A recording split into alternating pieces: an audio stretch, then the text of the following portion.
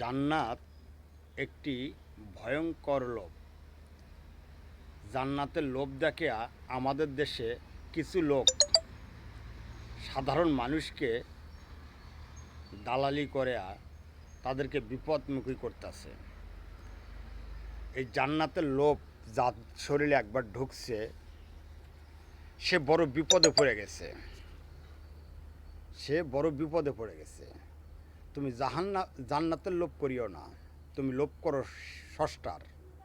তুমি জান্নাতের লোভ করিও না, তুমি লোভ করো তোমার আত্মা পবিত্র করার। তুমি জান্নাতের লোভ করিও না, তুমি লোভ করো তুমি পরিপূর্ণ ষষ্ঠার প্রেমিক হওয়ার।